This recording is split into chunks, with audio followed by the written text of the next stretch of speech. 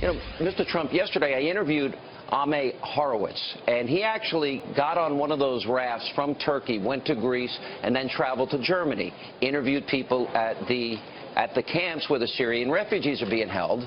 And in spite of what the president says, he says 80% of them are men between the ages of 18 and 50.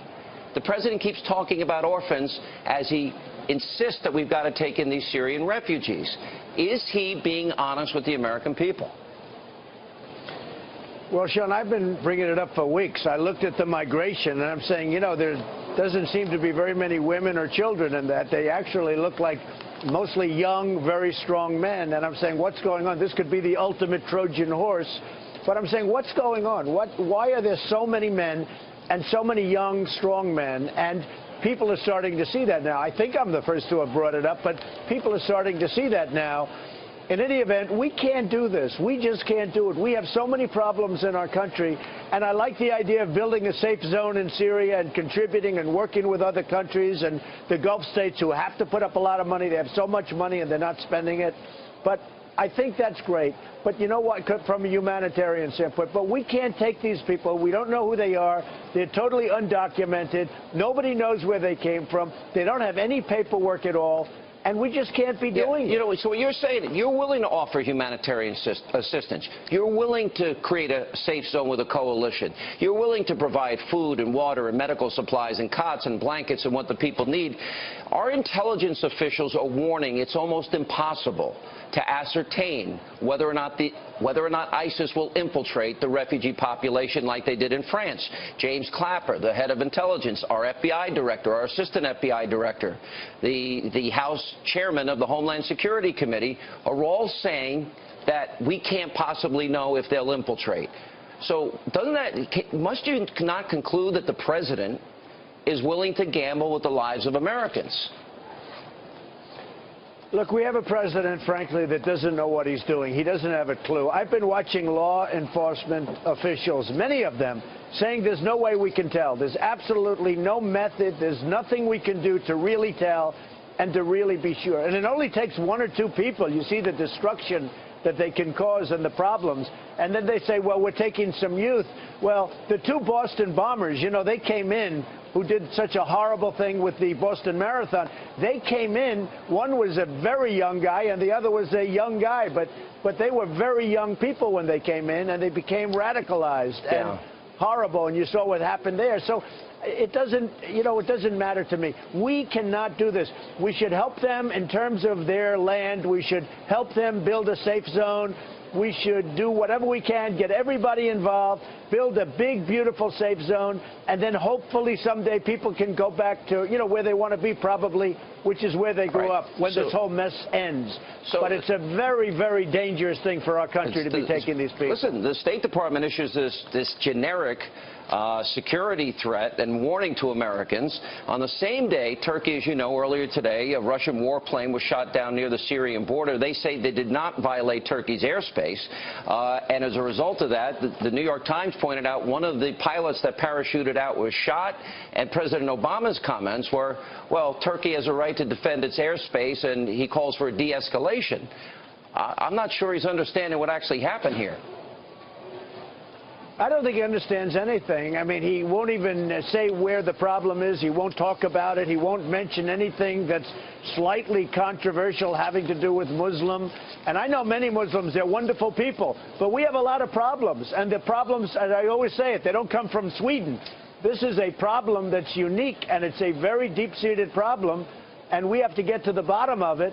But we can't be taking the people in. We can't be taking the Syrian refugees in. And we have to be very smart. We're not being smart right now. Now you're seeing planes being shot down. I mean, what are we going to end up with, World War III here because we have a president that doesn't know what he's doing?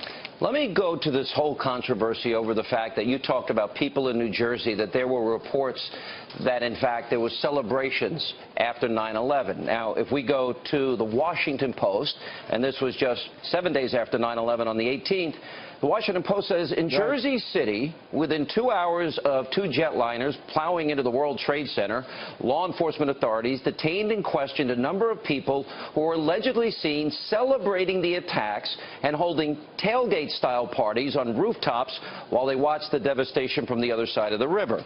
By the way, the Associated Press at the same time also wrote about rumors of rooftop celebrations.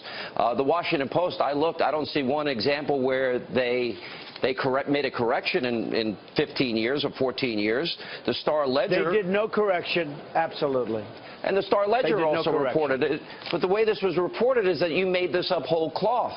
You did not make it up whole cloth. No, I didn't make it up. No. It happened. It was on. I saw it. It was all over the place. It was on the Internet. And by the way, Sean, I have received, you had that Washington Post article, which was 6 or 7 days later. I have received hundreds of phone calls in my office from people saying they saw it. They were over there. People that live in New Jersey, they saw it. There was a celebration that they were so happy when the World Trade Center was coming down that they were celebrating. And I've had hundreds of phone calls, and I've had many, many tweets on @RealDonaldTrump. But I've had many, many tweets and people saying that they saw it, that I was right.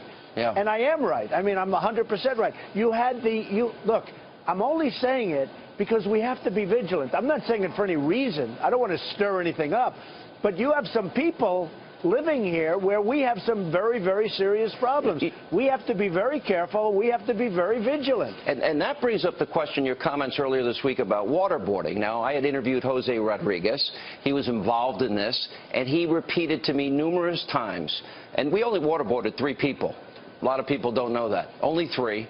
But in the case of Khalid Sheikh Mohammed, it led to the intel, which led to the courier, which led to bin Laden. So, according to him, I asked him, would we have gotten bin Laden without the waterboarding? And he said, absolutely, we would not have. Explain why you think that that is a necessary tool that we need to be using. Well, first of all, I think it works. I have no doubt that it works. And maybe not in all cases, and maybe they'll give false information sometimes, but I have no doubt that it works. But the fact is that they're chopping off heads. They're drowning people in cages. They're keeping the cage underwater for a half hour and then pulling it up with many people in there. They're doing acts that nobody has ever seen before or even heard of before, and we're worried about waterboarding. How stupid can we be? And it does work, the waterboarding. We lost 3,000 people. Also, we lost 3,000 people because of radical Islamists. Let me play for you Congressman Keith Ellison. I think he's the first Muslim American congressman, and if I remember correctly, he took the oath on the Quran. And he made a comment that your rhetoric could cause assaults and murders. And I want to give you a chance to respond to him directly. Listen to what he said. All right. He's whipping up hatred to scapegoat a minority religious group, which has some very dangerous historic precedents, as you might agree. I mean, it's the kind of behavior that it's classic demagoguery. And, you know, he's going to get somebody hurt. The people who are mentally unstable or motivated by hate come out of the woodwork, and you see desecrations of buildings that are associated with that group.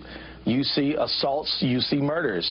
Mr. Trump, I've never heard you talk about Muslims in general. I've heard you talk about radical Islamists. He is saying that is not the case. What's your answer to him?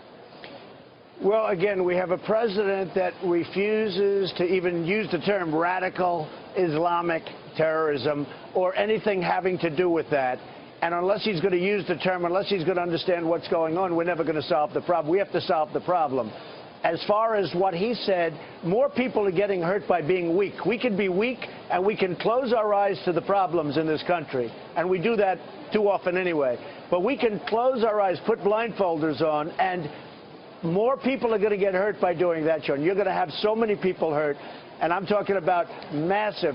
We cannot continue to be a weak country that's poorly led and just wants to be politically correct about everything. You have to say what it is. You have to use the terms and the terminology.